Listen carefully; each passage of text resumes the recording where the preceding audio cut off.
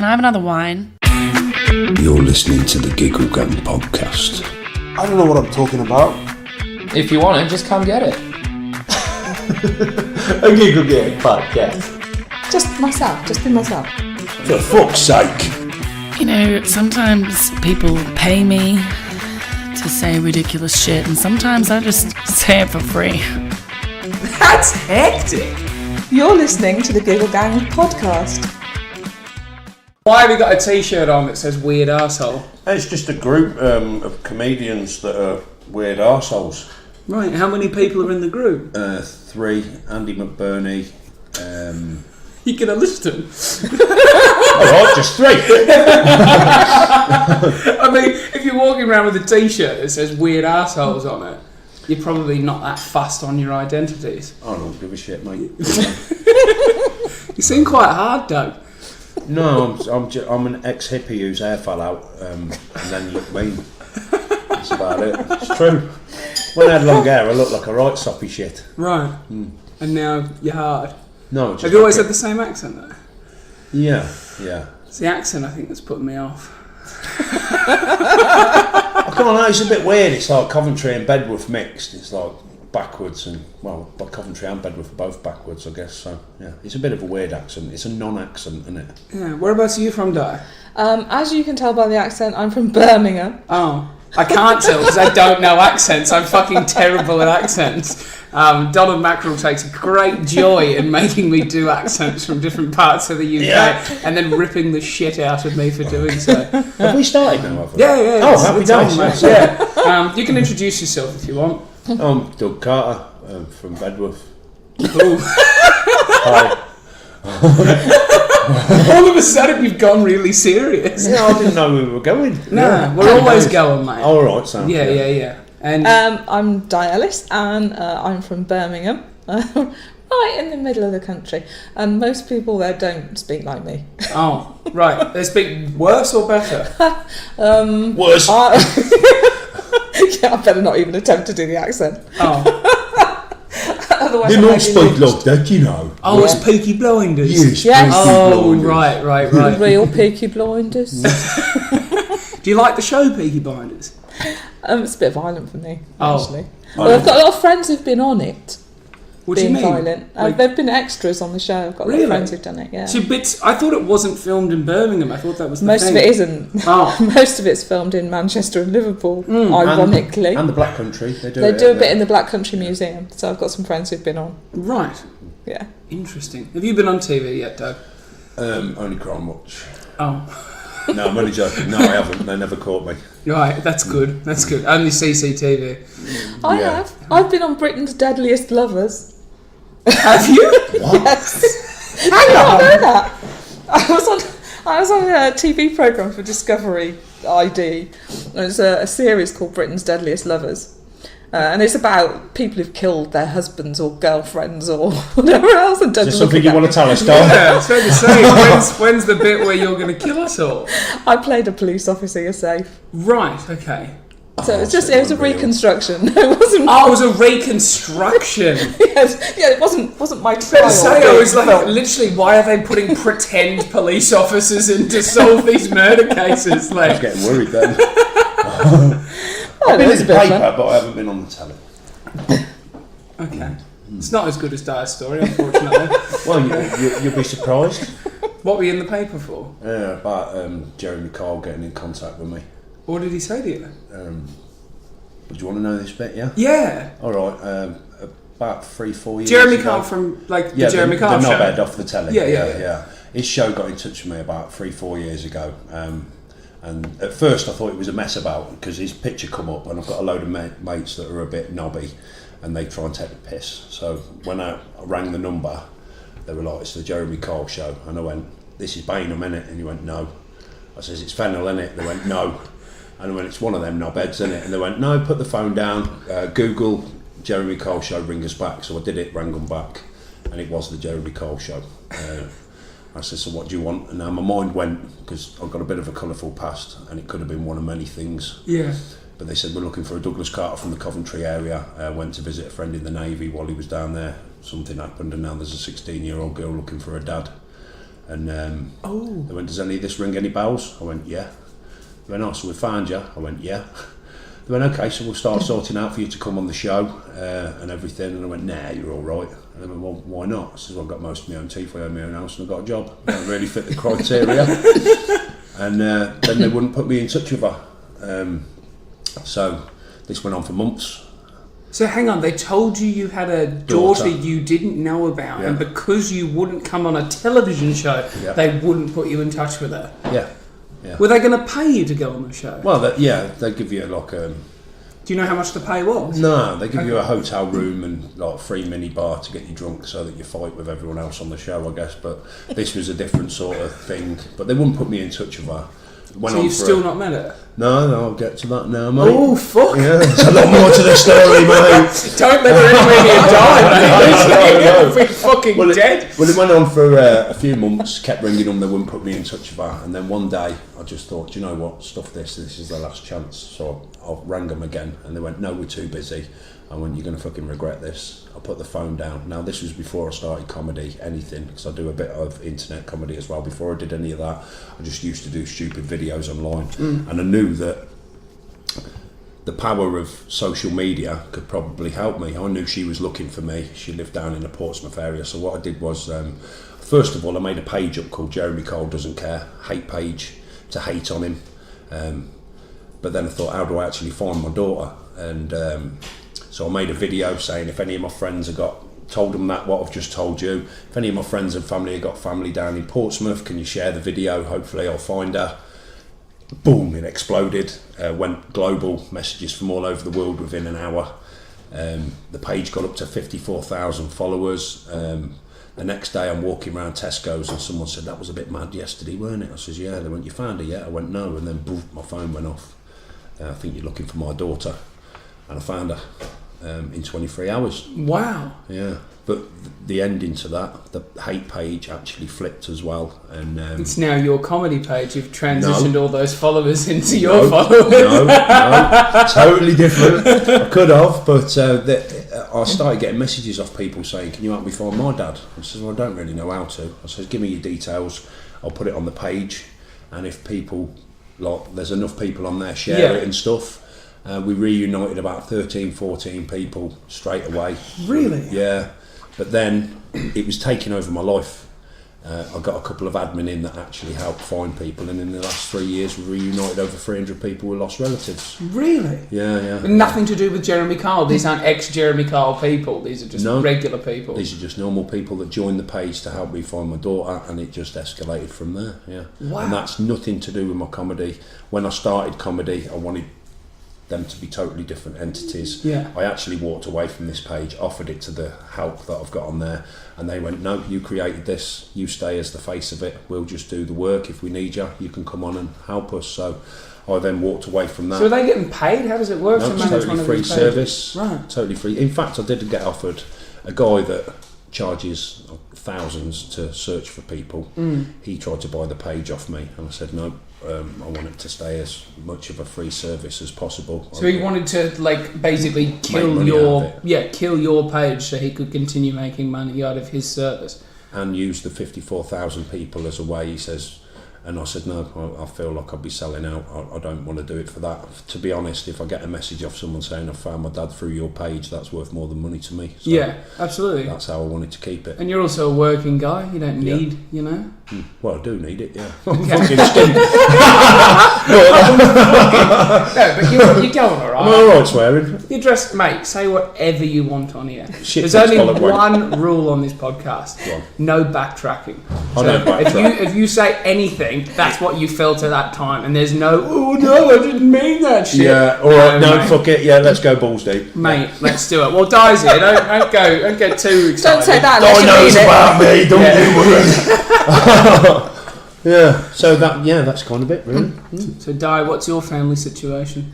My family situation. Well, it's just me and the cat. and lots of really just interesting different things.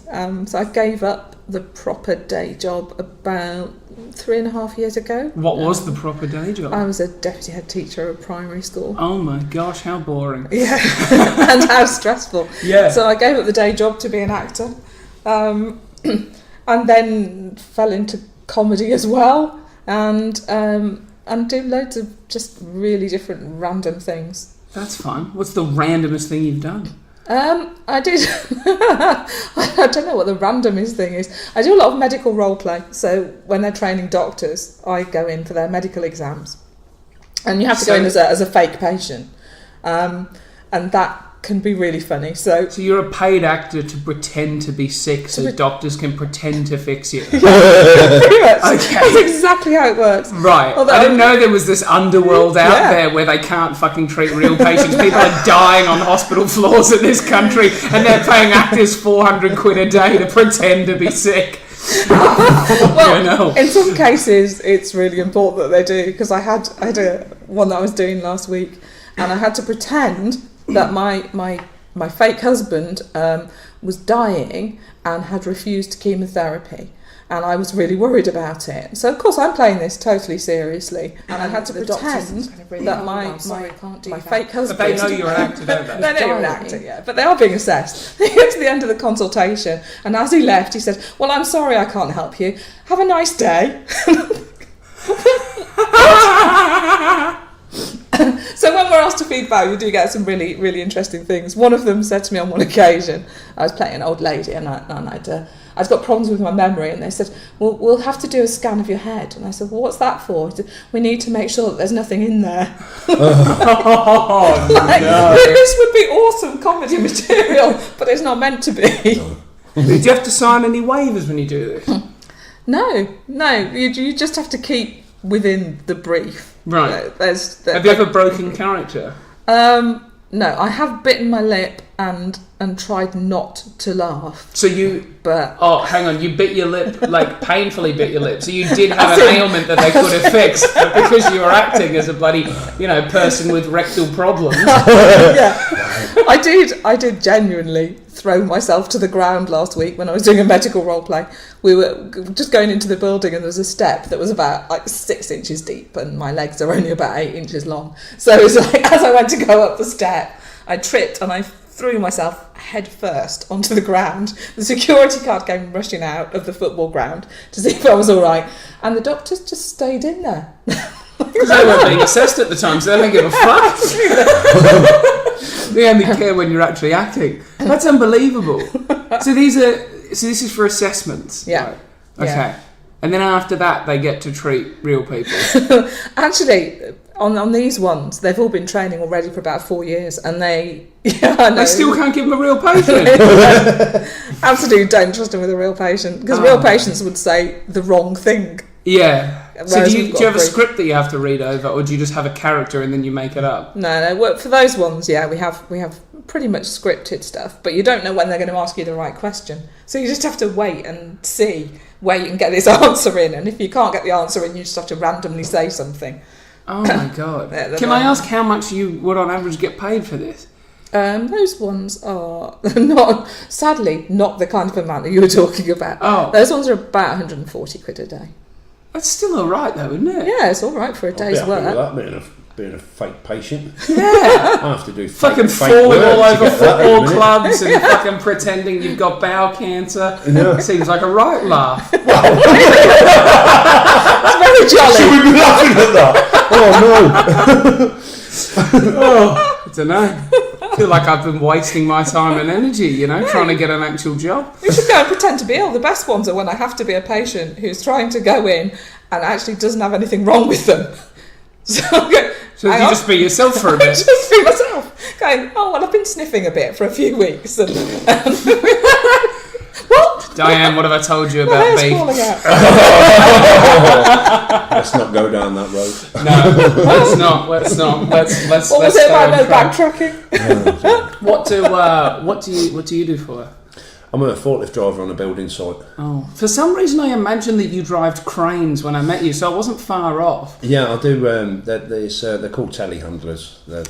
I'm basically the most dangerous man on site. What do you mean? We're the most safety critical job, like for people walking out on us. Right. Everyone's like, I drive the biggest machine. It's the most dangerous carrying. But it's not a crane, is it? No, Okay. no. We carry all the bricks and everything, and have to deliver it to all the different parts at work. And you could just have anyone walk out anywhere, so we're just classed as dangerous. Do you ever hit anyone? Not with my truck. Oh, right. Yeah. You clenched your fist there, like you're I'm not a violent person, but like, if you've had the 3 strikes rule, then yeah, I'll whack you. Yeah. Is it 3 strikes like with you personally? You have Yeah. like a tally system in place? In my head, yeah. Okay. Yeah, I'll walk away twice. I'll give them twice. Give us an example of how someone might get a strike. All right, I was in Turkey years ago. Okay. Out with a couple that we'd met, me and my missus, and a couple we'd met, and I was dancing, just doing a silly dance on the dance floor, and some Dutch guy tapped me on the back, and he went, "You taking the piss out of my mate?" And I says, "No, I'm not." Strike one.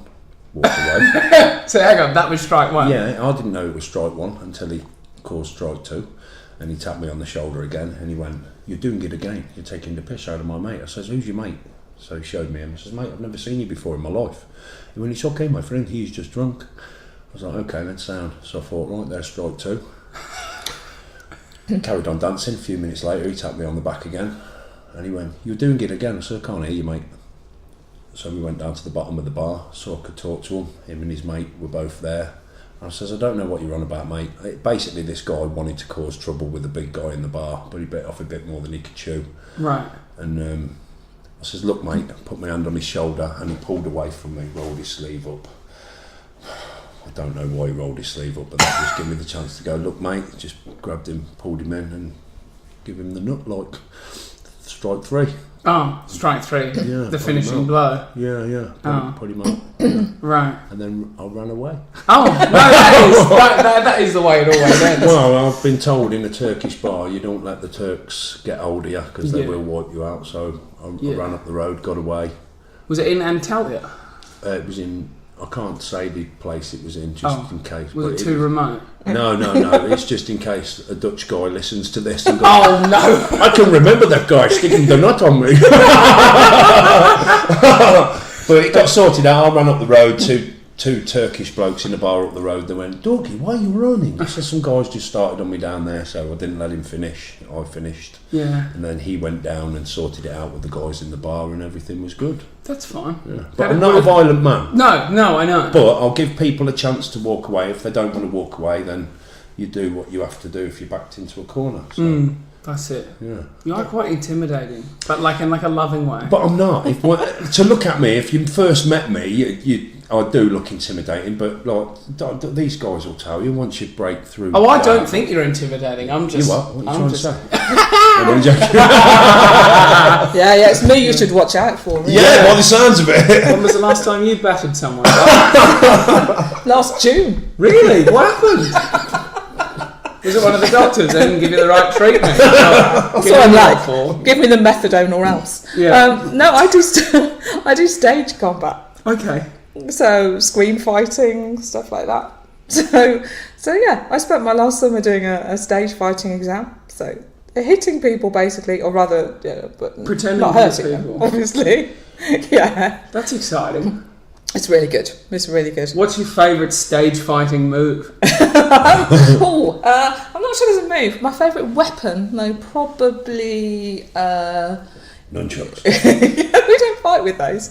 My long sword. It's very Game of Thrones. They give you a fucking sword. Yeah, too right. What? It's a proper metal one as well. Why? Yeah, because it looks good and it's Are you really good fighting fun. people with other swords, or are you just No, I fighting just creep up behind people at the bus stop. Yeah. Di, this is taking a dark turn. Yeah. We found out you killed your husband, right? Your cat's barely surviving, right? You stab people at bus stop and you waste medical students' time and demand money for it. That's Man, pretty I much thought it. Doug was going to be the shiftiest guest. but- Little do you know, beneath this sweet-looking exterior beats a heart of pure ice. No, Oh my god. no, it's been really good. I've done about 3 years of studying stage fight, and I've done firearms training and Without real guns, though. With they fake shoot guns. BBs.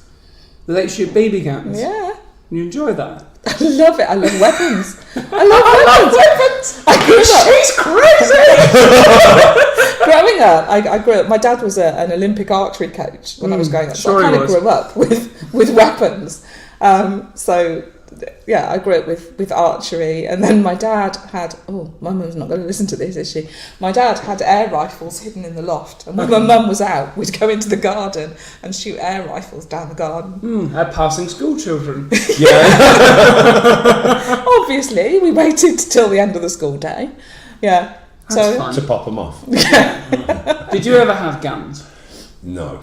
Oh. No. I was in the Army Cadets years ago, so I fired rifles, but that was about it, really. See, we were allowed air rifles when I lived in New Zealand. So I was born in New Zealand, but I've grown up in Australia. But when we were in New Zealand, we had like these spring-loaded air rifles. Just put like a slug in it, pop it up. We could just shoot, and we just shoot each other in the legs with them. We had that In the gat classroom. guns. Gas gun. Can you not remember the gat gun where you just push the end of the gun down and it was like an air compressed thing, you put a little dart in, and we used to run around, me and my mate, we had one each in his house, and he'd hide. How big was the dart? he died. No, he'd hide. No, No, it's not one of your stories, Dom. no one needs to fucking die. But he'd hide, and then I'd have to find him, but he'd be hiding with the gun, and then as soon as we found each other, we'd just shoot each other in the leg or whatever. And With the dart like stick in the leg and bleed, though. yeah. But it was only like a gat gun. You knew it weren't going to cause much damage. Just I want to have a look at what a gas gun is. How much would they cost? Now, I don't know. 10, It's in 15, the Bible. I remember gat guns. How do you spell it? G-A-T. GAT, yeah. It's not Gas gun. too hard. to I've spell. never heard of that one. Gat gun for sale UK. What, you never heard of a gat? No. What, pulling out your gut? Oh, right, okay, I see. A gat can you gun see it? air Can I see- pistol. Yeah, Pop out pistol. yeah, they're up. So you just like push it down, put your dart in, and then just You can And get it- one for 27 quid. there you go. So you can have some fun with them. They are. Yeah, that's it. Yeah, that's the one. Okay, Yeah. that's not a proper gun.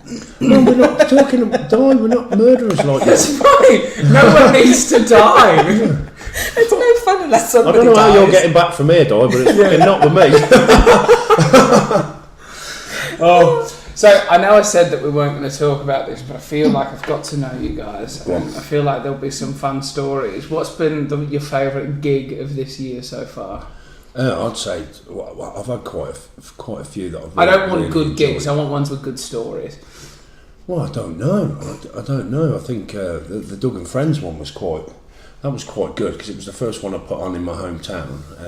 And a lot of people, because of obviously what had happened with the Jeremy Kyle thing, a lot of people had started following me locally. I built up quite a rapport, and then they've all followed my journey, like building up to comedy. And a lot of them were asking me to like, show them, post the videos of my gigs, and I said no. And then I spotted the opportunity to put the gig on, and sold it out pretty quick, and they all just jumped on board and like, really enjoyed it. And it was one of the Badger seemed to smash it there. Everyone.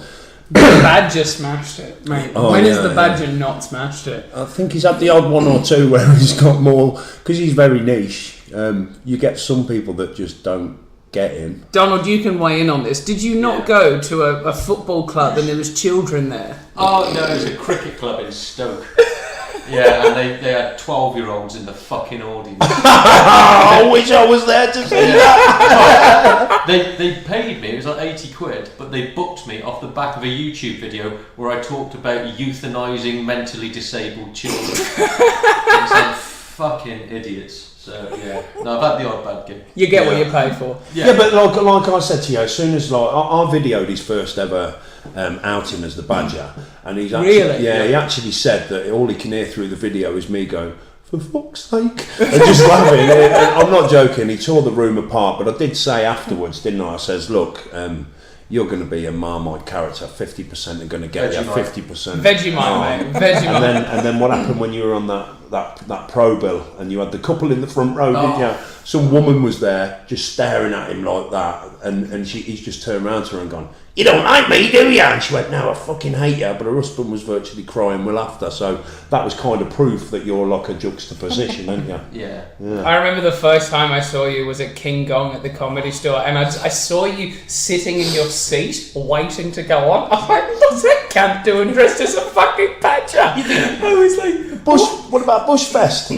He stayed as the badger all day at Bush. Yeah, all day as was the that with the badger. videos of you and McDonald's and that? Was that day? I was eating pasties through his mask and everything. Yeah, Angela said the theme, he wasn't happy, was he? He wanted me to take the mask off, and I was like, no! That was a fun day.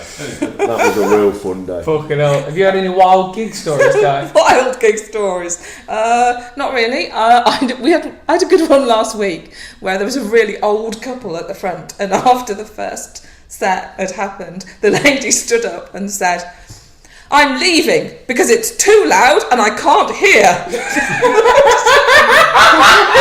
Doesn't make any sense. Make your mind up. I don't know which one it was. It was too loud and she couldn't hear. Is it like I can't hear myself think? Like that was what my mum used to say. She was like, "It's so loud I can't hear myself think." I have just remembered a rather amusing my first one the other day where I got like, because I've been practicing my material. Yeah. So my pals have told me that you're going to be good when you start coming off your material and you just go like, what's it called, a cappella? Acapella, free flow. Riffing, yeah. So like, I did one the other day for Paul Mataduju, whatever his last name. Mutijija, yeah. I did one for him. Meant to be racist. No, he's a lovely guy. Yeah. He is. I can't be racist. I'm a little bit brown. Surprised the dog's staying quiet. We had three. What did I call them? Nursing home nurses in the front row, and I do a story about when I was a scrap man. And I say, I didn't used to nick anything apart from Zimmer frames because you know you're not going to get a chase. And these three nurses, they took offence to it and they were like, "Oh, you can't say that." And I says, "Well, it's not real. It didn't actually happen." I says, "It was a mobility scooter." And then they went, "Well, you can't say that. That's just as bad." I says, "It's all right. They won't realise they had Alzheimer's." And it just, that was the first time I'd ever come off my material properly, and it worked. And I liked it. So I think I'm going to. Now I'm used to doing my material, I'm going to try coming off a little bit. And my Doug and Friends the other day, that was the first time that I compared, and I got to do a lot of like ad-libbing and coming off, and it went really well. So that's the next thing that I want to start learning to do. See, my problem is straight off the bat when I started, I didn't even like my own material. So I would just go off script all the time and just talk to people, and sometimes just bomb. For the fun but when I've of seen bombing. people do that, like your Paul Smiths and stuff like that, I'm looking at them with envy in my eyes. I'm not like Paul Smith though, I'm not that good. Yeah, but we all start somewhere, I just get don't bored. Like I'll just look around, I'll be doing my material, and I'll be like, "Fuck this is shit," and then I'll just like start talking. Well, to people. I seen you like do all your material, didn't I, Donald? I seen him doing his material, and then I seen him do one gig on. I don't know where you posted it, but you'd come off your material. You did the Doddy and Die thing, and all the different stuff, and I was in awe of it because that's the line I want to go down. I just haven't got the balls to do it yet, and I'm just starting to get to that point now where. So you'd never ever break away from your material, even if something happened in the room. It kind of knocked me off. I weren't prepared for it. I weren't ready for it. Yeah. But when it did happen, you were ready for it. Yeah. Well, I weren't ready for it. It just happened naturally, and I do it, but. I just didn't feel like I was ready as a person to take that avenue, to actually get up there and go, "Do you know what, fuck it, let's just fuck it." You had to be forced into it, and then once you were there, you were like, "Oh, fuck." Oh yeah, it just works. That's it just came naturally. But in my head, I had to go up there with my script. If it happens, it happens. But the first time it happened, it really fucked me up. I didn't know what to do. Whereas now I'm kind of ready. I have to prepare myself for the next stages. I'm quite structured like that, even though I've never been structured in my life ever. I've just gone with the flow. But with this, I am. How do you go not working from a script, Donna? I don't. Well, no, I don't, because I think that there's always so much of a risk that it's not going to work. And then I did regret it. I did hot water, and there was a couple in the audience. It was brilliant because Paul Smith, who was his companion, had been talking to them, and this guy was saying he was an entrepreneur and a philanthropist.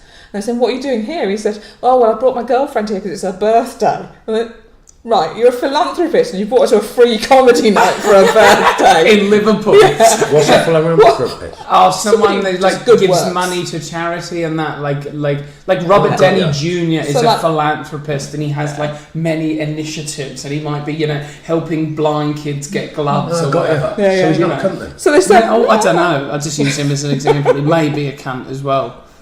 So they were saying to this guy, "So what are you doing here?" He said, "Well, I bought her here for her birthday." He said, "Did you buy her anything else?" And he said, "Yeah, I bought her a bird box because I thought it was something we could make together." So my opening joke is about my mum's birthday, which coincidentally I'm back at my mum's birthday this year, for this year. But when I went on, I really wanted to make a comment about struggling to buy something for my mum's birthday. And I wish I'd known I could just bring her to a free comedy night and buy her a bird box.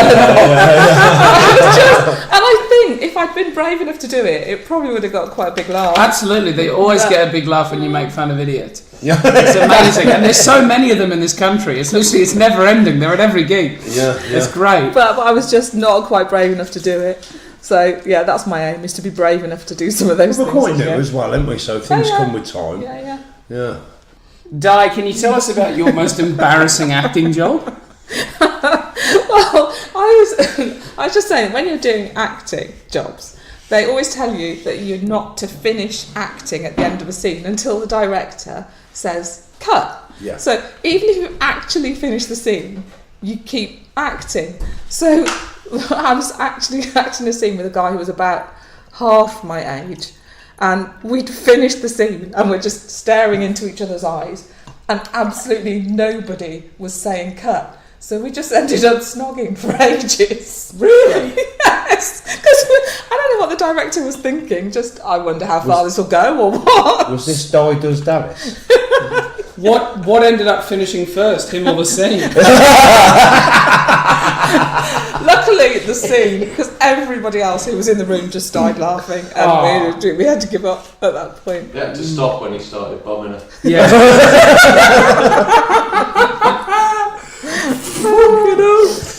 No. Well, let's not talk about Di's anal sex addiction. It's not going to go well. Luckily, you don't have any kids that'll be embarrassed by listening to this.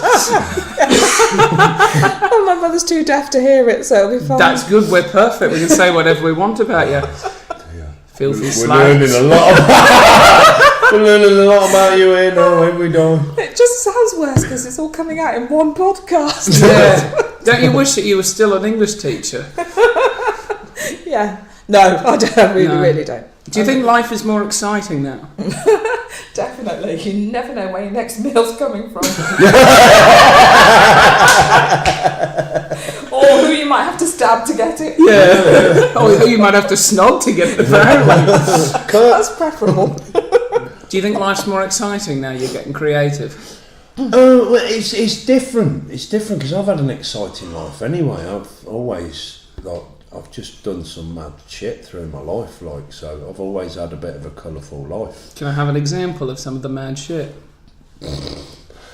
Is this where the no comment bit comes out? Just one example. I used to, I used to be, fucking hell. You used to sell drugs? Yes. Okay, Yeah. that's fine. Yeah. We've all done that. Yeah. I sold drugs. I was a bit of a criminal. Did a few things that I probably can't talk about. Yeah, that's fine. Allegedly. Yeah, allegedly. I've had my door kicked in 8 times and. Your door kicked in Not or my your back daughter? door. I thought you said No, daughter. my Oh, I thought you said daughter, and then I thought your back doors. No. My door. I was a bit of a naughty guy, but then had babbies and my life changed. I had to get away from that. I was a dancer on the rave scene as well, and sort of A dancer on the rave scene? Yeah, I know it's hard to believe it now looking at me, but yeah, I was a drum and bass dancer. What does that entail? Like, so someone else is Standing playing on- the music and Yeah. you're just up there getting paid to dance Yeah. choreographed moves or just No, freestyle? just peeled off my head. Oh, right. Yeah, So peeled someone off my head. paid you to get peeled off your head? No, they paid me to dance, but I got peeled off my head anyway. Right, as a result of the dancing. Yeah, but because I was a dancer, I'd get into the raves for free, so I didn't get searched. So I'd go in with 100 pills between my bum cheeks, sell them, and then just dance. Allegedly. Allegedly, Yeah. No, I actually did. Oh, no, that's good. Whereabouts are these raves? All over the country. I danced at the Coliseum in Coventry, the old TikTok, done One Nation. How good of a Howard dancer Skelter. were you? Not very. When I've seen a video back of me dancing, I look Probably now. because you were so fucked up on Yeah. drugs, mate. Maybe if And I you'd looked- stuck to the I role. looked a bit more. anorexic, and I was a bit of a mess. And you had your bum cheeks clenched. I Yeah. did, yeah. I pulled them out. I've actually pulled them out by then. Yeah. I pulled them out by then. I sold them on. Honestly, mate, this is good shit. Yeah. It's Just have quality. half, just have half. What can I have too? Yeah. fucking Cookie Monster. I made sure I sold enough to cover what they were, and then what I had left, which was normally about 40, I'd just eat them and give them out to other people. But on average, I'd do a good 10, 15 a night. That is madness. I was mad for them, yeah. I'm surprised I'm still here. I'm a bad advertisement for drugs, really. Yeah. Yeah, you look healthy. I know, that's what I mean. Don't take drugs, you'll look healthy like But all this. your hair has fallen out. That wasn't down to drugs, though. I'd imagine that was just hereditary, you know. Is your dad bald? Well, yeah, when I met him, yeah, it turns out he was, yeah. Right. Well, tell us a story about your dad. Well, I've got a stepdad. He's my dad. Yeah. Yeah. But when I think I was about 12, 13 when I realised that my dad weren't my real dad, because he looked like Freddie Mercury and I looked like Mowgli out of the Jungle Book. Basically, I had long hair and I walked around in my pants, and I was brown. Right. But I found out he weren't my dad, and there's a funny story behind that as well. I used to get like racially abused as a kid. By your dad? No. him and my mum were white. Yeah. I was brown, and I used to come home to my mum after being called the P word and the N word, going, "No, mum, I've been called the P word," and she'd say, "They're just jealous of your tan." Yeah. But I knew it weren't a tan, you know. So because my mum wouldn't tell me what I was, turns out my dad was Sicilian, but he had like. Getting back to the hair thing, he had like a comb over when I first met him. First words I ever said to my dad, "Chip batch, please." It's the only chippy. I've never really spoke to him or anything since, but I found out who he was. But when I didn't know what I was, I thought my mum wouldn't tell me what I was, so I thought I'd try different foods from around the world to see what nationality I was. True story. I actually tried curry as a kid. I didn't like it, so I knew I weren't Indian. I tried jerk chicken. I used to get called the N-word because of my big lips and my huge cock. Yeah. But I didn't like that neither. But it turns out I like pizza and pasta, so maybe I knew before what I was. Really? Yeah, very weird. But then when I hit about... How much did you like pizza and pasta? Fucking loved it. Yeah. I loved Like, pizza. even if you were like- feeling sick, you still couldn't get Oh over it. yeah, I loved it like I was a turtle, a teenage mutant ninja turtle. That much. But then when I hit about, I was about in my 20s, 21, when I asked my mum, "What actually am I? Who am I?" And she went, "Well, I'm not the chip shop owner." And then that's when I went and found him, and it turns out He was still at the chip shop? Yeah. He'd been there for 20 years? Well, yeah. And then I think his family owned it. Then he took it over. Then when I went there and turned up and says, "Chip batch, please," I give him my name and my number, never rang me back or anything. But then I ended up going back in there again, speaking to his sons. I says, "I'm not here for your business, don't care about that." So I'm having a son now, I need to know why I'm brown, if there's any illnesses in the family, anything like that. And he wouldn't speak to me, his two sons spoke to me. And Was he scared, or? I think so, because I was 31, I was 33 at the time, and his two sons that I was speaking to at the time, one was 31 and one was 35. So obviously he'd nod my mum while he was with his missus. Right. And why did your mum knob a chip shop owner? Was it because like an extra potato cake in the back? she just loved cock, I guess. Right, okay. I mean, I've not met your mother, but... No, well, she's dead, so you'll well, struggle to. Unless it's a seance. Fucking hell. So did you ever ask her why? Well, no, I think when she was young, she just liked sausage, I guess, and not battered sausage. Well, it might be battered sausage. Yeah. Chuck a batter salmon there for me, love. yeah. Wash it off in the Fucking car hell, I park. hope my stepdad don't listen to this shit.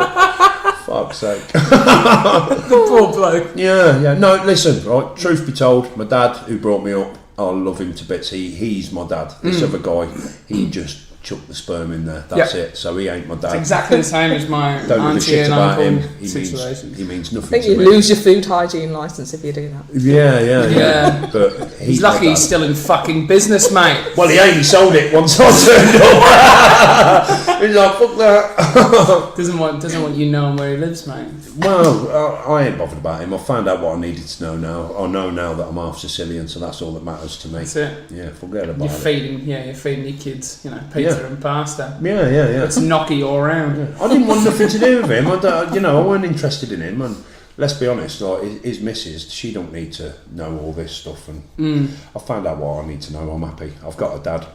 My stepdad's my dad, so that's all that matters to me now. Happy days. Di, any crazy family stories with you? Did your dad notch a car salesman or whatever?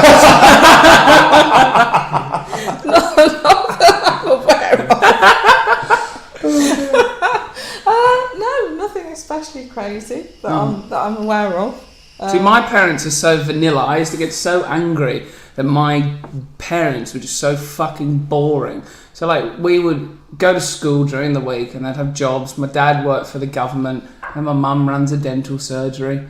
Like, ooh, exciting. What do you mean he worked for the government? Like, he works, like, organising... So, you know when you ring, like, 999, the infrastructure around the emergency services communication network, he, like, manages that. That's what he's told you. So, make sure that it fucking works, yeah. He's like some 007 killer, really. No, he's not. He's boring as fuck, mate, because... But that's what they're meant to lead you to believe. He could be, but I've been into his workplace. I've met his workmates. They're all wank as well. But like, his life consists of he comes home on like a Friday night, right? He watches the telly for a bit. He vacuums the floors. He mops the floors Friday night, right? And he gets up and he like waxes his car and he mows his lawn and he cleans up outside. Normal everyday life. Just fucking boring shit. That's a really good cover story. Isn't it? But then he doesn't. That's what I'm saying. But he does it, and then like Saturday night rolls around, and he might put a movie on or something. And he goes to bed. He wakes up Sunday, and he goes to church, and then he comes home, and then Sunday afternoon he'll just read a book or Have whatever. you seen True Lies? No. You need to watch True Lies. Why? Yeah. Because that's what this sounds like. I think your dad's a mass murderer for the government, and he's just got a wicked cover story. Really good cover story. I don't think he is, mate.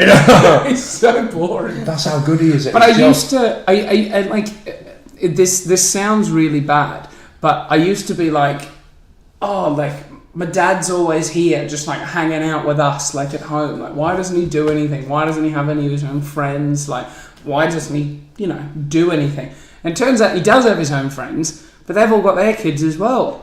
And Life he's just takes busy. over. He's just busy being a dad. And I'd be Life like, takes over. oh, why don't you go out? Like, you're so boring. And now I realise I'm so thankful that he was there to fucking hang out with me. Make sure the house was tidy. Make sure the lawns are mowed and the car worked and everything else. Exactly. All the shit he was required to do, he was always there for. Like what I was saying earlier about I used to be a mad sesh head and I got into criminality and everything like that, but then as soon as I think it was my mortgage stopped me from doing that at first, because when they told me your mortgage will be paid off when you're 51, and I was like, I thought I'd be dead by the time I'm 40. And I was happy with that, because I thought, you know what, I'm living my life to the fullest. If I die by the time I'm 40, I've had a fucking good life. And then, how old are you now? I'm 43. Oh! But then once I got my mortgage, I thought, do you know what, I at least want to enjoy a bit of what I'm fucking paying for when I'm 50 odd. So that made me calm down a bit. I still raved. Getting a mortgage made you calm down. Yeah, it did, because before that I didn't give a fuck about prison. Prison was going to be an occupational hazard for the crime that I was doing. And then I thought, if I go to jail, then my missus will lose the house and everything will go tits up. So that made me grow up. You've got a bit of responsibility. Yeah, I get you. And then when I had my son, then it just totally changed me, and I thought, you know what, I don't want him going down the paths that I've gone down. And luckily for me now, he's nothing at all like me. How old is he? He's at 9 years old, but he's like, he's at the top of his game in school, whereas I fucked about in school totally. He's really like, the teachers all love him, not like in a a naughty way. They actually got really. Oh right. Not like the badger way. He's just a normal. Yeah, he's a lovely kid, and I now know that I'm doing the right thing. I just wish I hadn't gone so mental years ago. But then I wouldn't have half the stories I've got to tell on stage if I hadn't have been so mental years ago. See, I was quite a naughty kid growing up. I want to get your opinion on a potential nonce situation. Yeah. Right. Is this a bit odd? Okay. Did your teacher touch it? My teacher didn't touch me, but she did offer to me to stay at her house with her over the weekend, just to give my parents a bit of time off. So A bit of that. yeah, because I was quite an intense child. So I've got ADHD. I'm very hyperactive, and that's why I sit here and I'm shaking my leg up and down. I'm very like. Ah. But don't you think it's a bit weird how, like, the other way around, if it's a male teacher and a female pupil, it's classed as he's a fucking dirty nonce. But then you see on the telly at the minute, on the internet and stuff, where it's like a fit woman teacher and a young kid, and everyone's like, legend! Do you know what I mean? But it's like, it's still the same. Yeah. She's still a nonce. Well, this albeit a fit one. this woman was not fit. She was a mother of children that went to the school and literally just liked me, So she was just a nice. She was just a nice lady. But then I was like to my parents, I can't believe you let me go to a freaking teacher's house. And Mum was like, well, we let you hang out at school with her all day. Like, That's a teacher-pupil relationship. Yeah, now she's just my friend. She's just my adult friend outside of. And I'm like... Well, I don't think that's too weird, then. I don't think that's too weird. Well, nothing ever happened. If it was innocent. But then that could make you think, why did nothing happen? Was it because you were an ugly kid? Probably because I was too hyperactive. She couldn't keep me still for long enough to grab me. I was bouncing off the fucking walls, mate. She couldn't keep up. Maybe you were just like her amusement. She just like watching you being all weird and shit. I was pretty fucking weird. Yeah. Last night I was sitting at a table and there was like conversation going on around me, and I was looking at like the pieces of wood in the table, and certain bits had been like scratched away of the paint, and certain palings had more scratched off than others. All these people are just talking, and I was like, "What are you doing?" I'm like, "Just looking at the wood." Yeah, and you found that interesting. It was just consuming my head at the time. Yeah. I mean, even though even though I've had all that mad criminality and being a bit of an idiot and stuff, I've still got like a nice side where I like castles and stuff like that, and history, and, it just don't fit in with like that side of my life, but I do. You can sell pills at a castle. Well, I don't know. Anyway, I did a gig in Rill, and on the way back I spotted a castle in the distance, so I just went over, paid my entry fee, and had a little walk around it before I went home. I like stuff like that, Yeah. Castle's good. I went to Cardiff Castle and Warwick Castle. I love Warwick Castle. I love Warwick. I did jousting at Warwick Castle once. Did you? Yeah. As a matter. Well, it was just kind of a training day. It was like, have a go at jousting. What is with you and all these fucking weapons? Yeah. Get on a horse and fucking stab him. The thing is, I can't really ride. So it was we got to the point where we all got on the horses, and there's the guys at Warwick who do the jousting all the time, the Knights of Warwick Castle. They do all the shows and stuff. So we were learning with them. So we'd learn how to do, like, you ride down and you knock these shields, and these models kind of turn around and attempt to hit you with a ball and chain that's in their other hand, which was quite good fun. But mine was really slow because I was like trotting really slowly, and at the end of the day we all got to joust against one of the knights. So you kind of ride down, there's a lot of other people you could ride who were really good at it. One of them mini ponies. She's on a Shetland. She's on a Shetland. One of them big dogs called Great Dane. That's what a Great Dane. And so they'd actually at this point given us proper long lances, which were really hard to hold because they're really hard to balance. And you're not very tall. I'm not very tall. I was shorter than the lance. And so he's kind of holding it, and they give you really detailed instructions about where to hit the shield, so that what you're doing is hitting the part of the shield that's away from their body, so that even if it slides off, you're not going to hurt anybody. And we were all dressed up, so we've got helmets and with little tiny visors. So you can see, yeah. Because as soon as the horse those helmets are so fucking dumb. You ever put chainmail or armour on? heavy. It's so fucking inefficient. Like, it doesn't really protect you. You're still getting the blows, like, to the head. Like, it's like football helmets in, like, American football. You're still getting smashed around in the head. But those fucking stupid things, you can't see anything. No, you can't. So by the time I trotted about 4 steps, this helmet had turned itself round. So that Like one of them magician things. I was just riding completely blind. I heard my lance hit the other guy's shield, and I heard this kind of roar, and I didn't know what was going on. So I got to the end, turned my mask round, this visor thing, turned round, and he'd thrown himself to the ground, pretending that I'd knocked him off the horse. Which was like the most feeble attempt at jousting with me, like trot, trot, trot on the Shetland pony. Vaguely touched his shield, and he'd taken a dive, which was brilliant. Like a fake wrestler. Really good. Basically the WWE equivalent of Warwick Castle jousting. But I love that. I also saw them. You seen that thing at Warwick Castle where they throw this fireball? What, in the big, trebuchet? Trebuchet. Yeah. So we went to watch that, and we How were... often are you guys going to Warwick Castle? Oh, it's really close. Is it close to you where you are? Yeah, Warwick Castle's it's just really down the close. road. But for me, I like, you know, like when you're up on the top of the castle, the turrets and stuff, and you're looking through them little slits, or where they used to pour the oil in, and I just envision in my head that guy down the bottom getting melted by the stuff, and I just think, years ago, this actually happened here, and it's just, it's fascinating. You see the part on the edge where they used to put the bear down in the basement? Yeah, right next to the cullis, where the cullis comes down. It's pretty like grim, really, when you think about it. This poor bear that's stuck in that little room. They just bring him out and he goes, Yeah, bear, and they're like, It's pretty cruel, isn't it? that's enough from you, bear. Yeah. But that's how they got that thing, weren't it? The bear and the ragged staff. the Warwickshire Yeah. symbol. I love it. Yeah, I just love castles. Welcome to the Castle podcast. Yeah.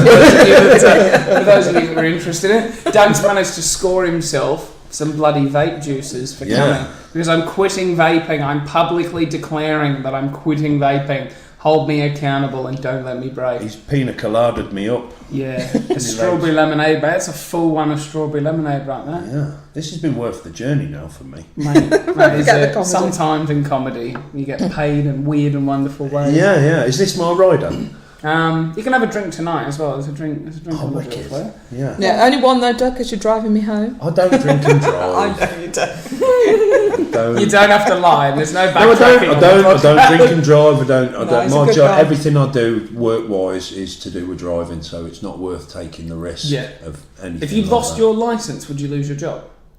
Well, no, because I would, yeah, because I work in Birmingham in the day. Okay. So, but I'd have to find something a bit more local. But Okay. to be honest, I wouldn't lose my licence because I wouldn't take that risk. You know. You see, we are the perfect example of what you get is not what you see. Because you look at Doug and you go, ooh, he looks a little bit dangerous. Looks But a little actually, bit... I'm quite. And actually... yeah, and you're really prim and proper, but actually a mass murderer. Yes. Yeah. A secret killer. Yeah. No animal, child, or man is safe. No, I don't Women know. are all right. I think men are quite safe. I don't know. No, that makes it sound like women aren't. I don't just murder women. I don't think anybody's safe.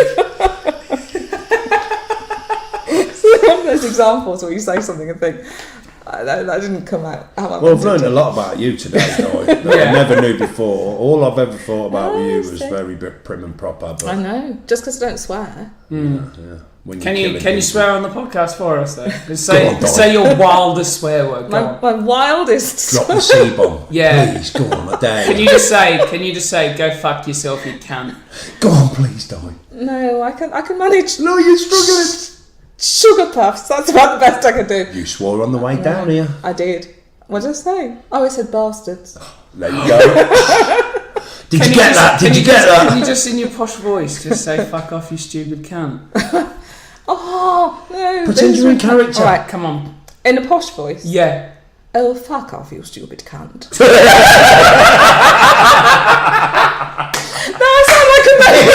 I sound like a member of the nobility.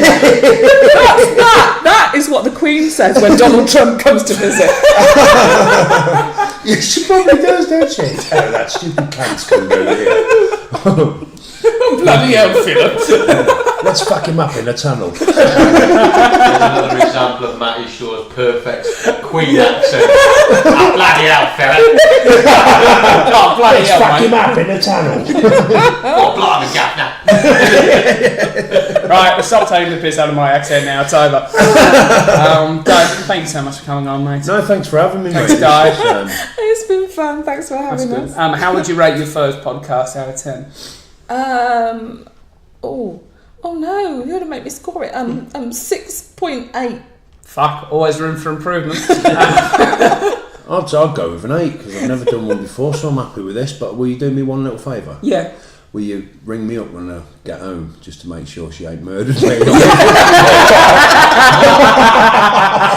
why it's only a 6.8 because nobody died. Yet. Yeah, thanks for having us, mate. Does the death bring it up or down? Up. It's always a better day with a sword. You want me to die now, don't you? You want a 9. Anything to get the fucking score up, man. It's a reviewing market. I mentioned that Doug's dropping me off at my house. Yeah. He may never make it to his next appointment. Oh my god. Well, we're going to leave it there on that chilling discovery. Thank you very much, guys. Thank you. Cheers.